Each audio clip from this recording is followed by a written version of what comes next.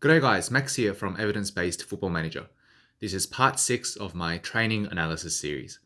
Today we're going to have a look at the second category of training sessions in Football Manager, which is called match preparation.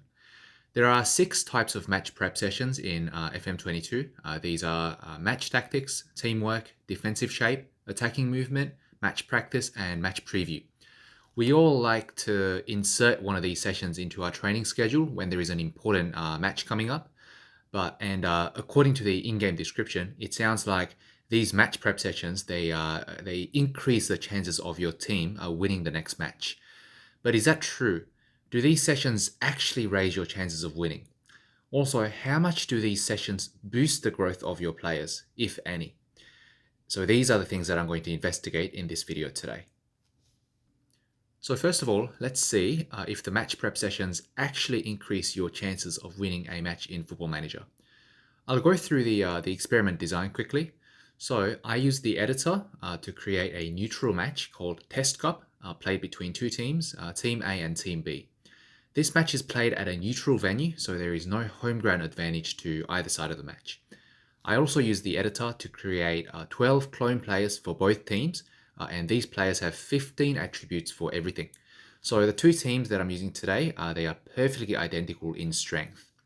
I added a second manager in the game, so I'm in charge of both teams of the match, Team A and Team B. So this allows me to really make sure that the different variables in the game are controlled as tightly as possible. And then what I do is I make both managers for Team A and Team B go on a holiday for one day. Then after the match, I record the results of the match into an Excel table. Then I reload the save file to go back to the start of the match, and I start repeating the exact same match over and over again. So I repeated the same match 200 times, and I recorded the number of wins for Team A and Team B. It's basically like throwing a coin 200 times and recording down the number of heads and tails.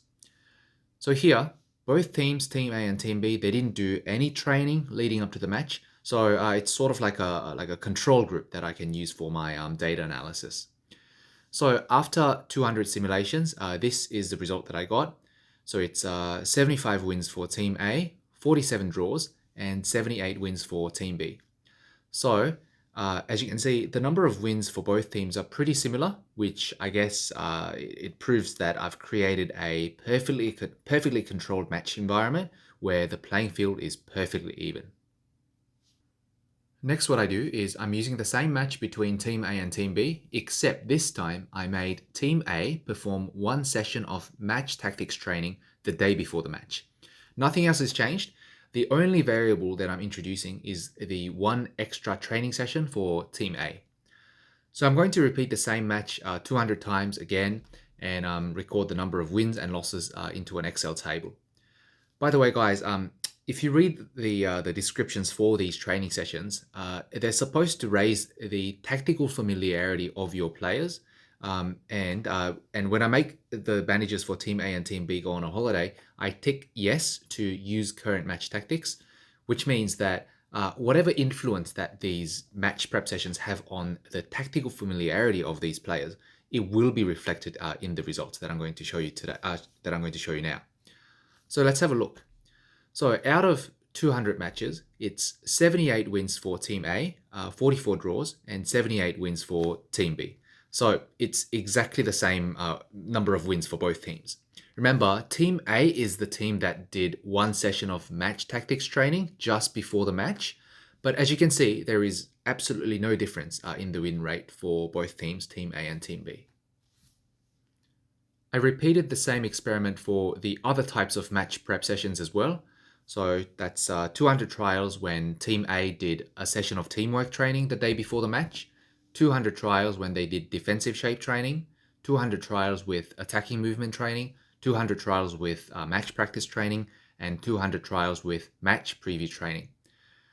Just a quick note on the match preview training. So this one can only be done the day before a match in Football Manager, which is in contrast to all the other types of sessions that can be done on any day of the week. And also, match preview session is only available for selection if there is a data analyst working for your team. Anyway, let's have a look at the results. So when Team A did teamwork training the day before the match, they recorded 70 wins out of 200, and Team B won 91 times out of 200. So here, the number of wins for Team A actually went down when they did teamwork training the day before the match. Next is defensive shape.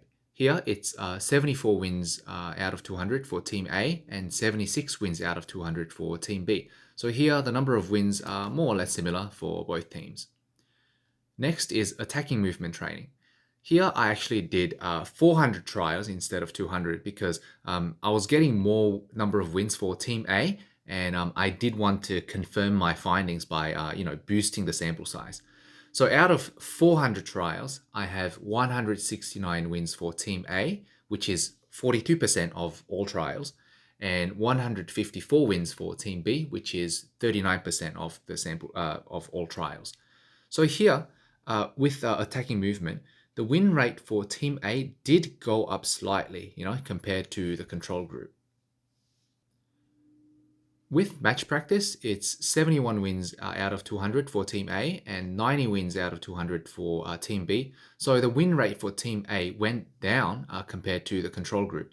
And with match preview, Team A won 75 times out of 200 and Team B won 87 times out of 200. So I must say these are pretty unexpected results. Most of these match preparation sessions didn't seem to have any effect on the win rate of Team A, except for the attacking movement session. In fact, some of these sessions, such as teamwork, match practice, and match preview, they actually lowered the chances of winning for your team. Okay, how about this? Let's try doing the same type of experiment, but this time in a more realistic situation. So here I'm in charge of Leicester City, and my team is just about to start the Community Shield match against Manchester City. I'll quickly show you the training schedule for Leicester. So you can see here that I made the Leicester City players not do any training leading up to the Community Shield match. I repeated the Community Shield match with this setting 200 times by making the manager go on a holiday. And here are the results that I got. It's 21 wins for Leicester City, 29 draws, and 150 wins for Manchester City. So as you can see, with this default setting, Leicester City will lose the Community Shield match the majority of the time, which I guess is expected. Next, what I do is I use the exact same Community Shield match, except this time I make the Leicester City players do a match preparation training the day before the match. Nothing else has changed. The only difference is that Leicester City players do one extra session of training leading up to the match. I go through 200 trials for each types of match preparation training. So that's 200 trials with match tactics, 200 trials with teamwork, 200 trials with defensive shape, and so on for all the 6 types of match preparation training.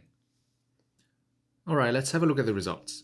So when Leicester City did a session of match tactics training the day before the match, they won 13 times out of 200 and they lost 159 times out of 200. When Leicester City did teamwork training the day before the match, they won 15 times out of 200 and they lost 145 times out of 200. When they did defensive shape training, Leicester City won 14 times out of 200 and they lost 157 times out of 200. And when they did attacking movement training, Leicester City won 14 times out of 200 and they lost 150 times out of 200. When they did match practice training the day before the match, Leicester City won 22 times out of 200 and they lost 139 times out of 200. Finally, when they did match preview training the day before the match, Leicester City, they won 14 times out of 200 and they lost 157 times out of 200. So 5 out of 6 match preparation sessions resulted in the win rate for Leicester City going down compared to the control group. The only exception was the match practice session, with the match practice session, the win rate was neither higher nor lower compared to the control group. So at this point, guys, I'm really not sure about the effects of match preparation training. According to the experiments that I showed you today, They might even lower, they might even have a detrimental effect on the performance of your team in an upcoming match.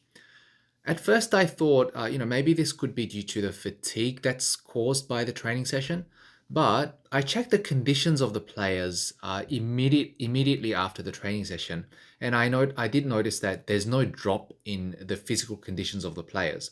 So fatigue can't be the reason for the drop in the win rate. After going through these match preparation training sessions. So yeah, I'm really not sure why these match prep sessions aren't producing the effect that they're supposed to produce. So yeah, anyone watching this video, if you have any ideas as to why this is happening, then yeah, please leave a comment and I will look into it. All right, next what I want to do is to find out whether these match prep sessions have an effect on boosting player growth. So for this, I'm using the same experiment setup that I used in my previous video, part 5 of this training series, training analysis series. Basically, I use the editor to set up an empty test league that has 0 matches in a season.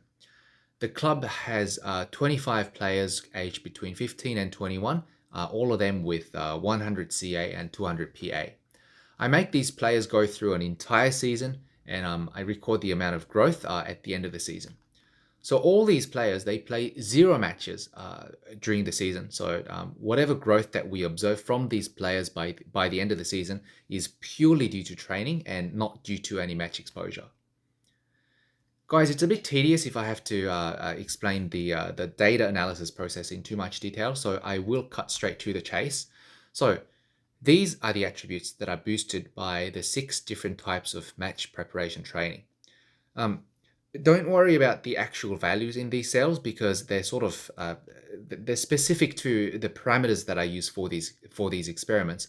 But for now, just focus on the cells that are highlighted in green. So the cells in green here, they indicate the attributes that are boosted by the 6 different types of training sessions. For example, match tactics training here, it has an impact on these 3 attributes: anticipation, decision, and vision, whereas defensive shape training has an impact on a lot more range of attributes, mainly mental and technical. So you can see the range of attributes that are boosted by match tactics and teamwork sessions are pretty narrow. The other 3 sessions, defensive shape, attacking movement, and match practice, they affect a lot more types of attributes.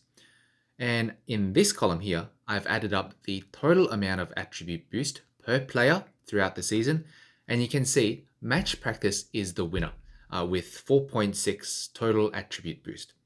Again, guys, the figure 4.6 here itself doesn't carry too much meaning, but the important thing is that match practice showed the best performance out of these 6 different types of match preparation sessions. Okay, I think I'll wrap up the video here for now. So here are the summaries of today's findings. 1. There are 6 different types of match preparation training, and I could not find any conclusive evidence that any of them raised your chances of winning the upcoming match. In fact, some of these sessions may actually lower your chances of winning the upcoming match. The only possible exception may be the attacking movement session, which produced promising results in a controlled experiment, but it didn't raise the win rate of your team in a more realistic field test that I did using Leicester City. 2. Out of the 6 different types of match preparation sessions, match practice showed the most amount of boost in player growth. On the other hand, match tactics and teamwork, they showed limited effect on boosting player growth, so throw these 2 sessions in the bin. Guys, I'm sure by now you can all see what I'm trying to do in my recent videos regarding training in Football Manager. I'm basically trying to analyze all these different types of training sessions one by one to find out exactly how they work. Only then will I be able to sort of juggle around with these different types of sessions and try to come up with the ultimate training schedule that can maximize the growth of your players in the game. Okay guys, that's it for today's video. Do you agree with my findings for today? Comment below to let me know. Guys, I've recently also joined the FM Scout team, so I've also started uploading videos on the FM Scout YouTube channel. Do subscribe to the FM Scout channel as well, and you can enjoy my videos from both channels, FM Scout and Evidence Based Football Manager. Okay, guys, take care, and I'll see you guys next time.